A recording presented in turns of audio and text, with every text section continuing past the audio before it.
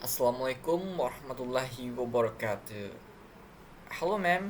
Good evening, and how are you today? And I am Genta Marlinda Eko. I'm gonna interpret the video that I choose the YouTube channel. Before that, let me introduce myself. My name is Genta Marlinda Eko. Always people call me Genta. And then without further ado, let's check it out. Okay, 3, 2, 1, and let's go. You are learning English, then of course you want to learn the English that will be the most useful, that will allow you to communicate with as many people as possible. So, a type of English called Standard English seems very attractive, especially when you are told that this is the type of English that is used at schools, in dictionaries, by newsreaders, and even the smart assistant on your telephone. But what exactly is Standard English, and how can you use it to communicate successfully with anyone in English? To answer this question, we need to go back in time about 500 years. This was a time of great revolution in the English language, especially written English. Before this time, books were only created and read by academics and scholars, and they were rare and expensive. But with advances in technology, books became cheaper and easier to make. And as more people were being educated, more people could read. So books started to become available to the general public for the first time. And this revealed some problems.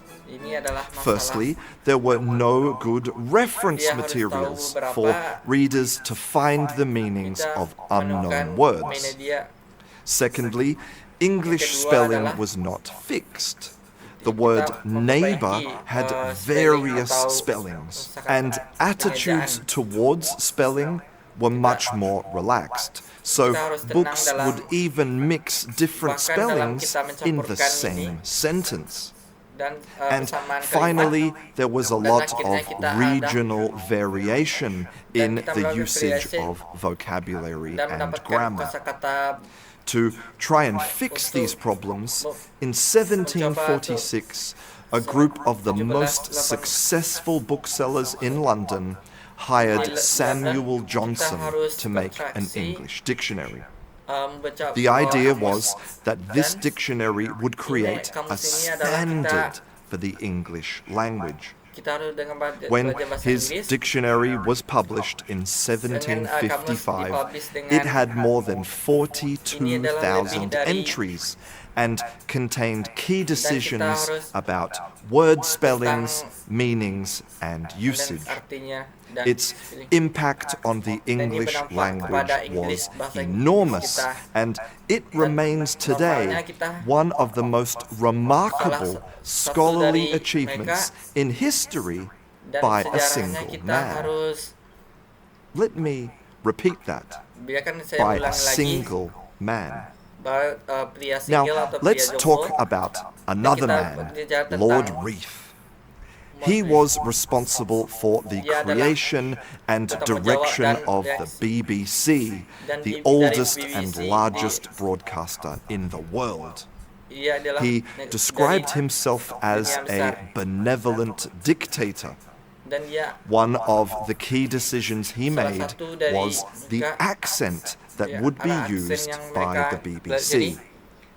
Here he is explaining the reasons behind his decision. What I tried to get was a style or quality of English which would not be laughed at in any part of the country.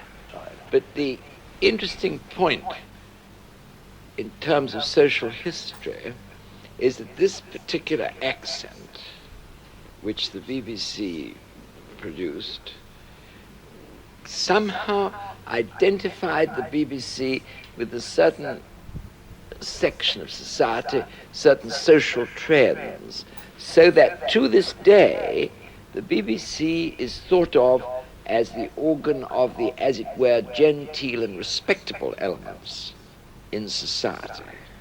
Anything wrong with that? Well, except that after all, the people who speak in this standard way are in fact a minority. As the power and influence of the BBC grew, so did the power and influence of the accent he chose. It's fair to say that he single-handedly influenced the sound of English for generations. Again, the decision of a single man. But they are not the first, and they will not be the last examples. People are told not to end their sentences with prepositions by this guy in 1672. Scottish and Irish people are told that their accent is offensive and disgusting by this guy in 1803. People are told never to use the passive voice by this guy in 1959. And EU politicians are told to stop using words that don't exist by this guy in 2016. I hope you're seeing a pattern here. The single man. But over time, their influence has created something which is packaged and sold as standard English. The word standard suggests that there is one type of English that is accepted and used by the majority of people. That is total. Standard English is nothing more than a collection of opinions and prejudices of powerful people. Samuel Johnson's dictionary didn't contain the words unique or champagne because he personally didn't like French words. Great standard.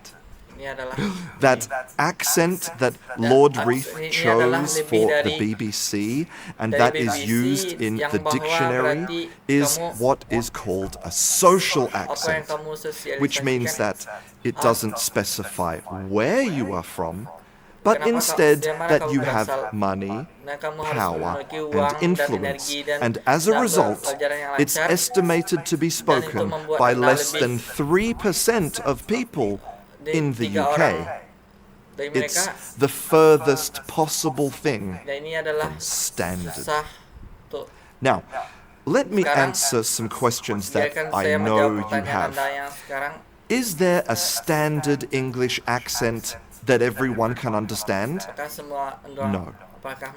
Is there a standard English grammar? Also, no. But what about standard vocabulary? Again, no. But you don't have to take my word for it. Many linguists have dedicated their entire lives to documenting and researching language variation, and the evidence is clear. But what does this mean for you as a learner? What English should you learn? Aren't you lost without a standard? The reality is that standard English is different for each person. And now that English is a true global language, that is even more true.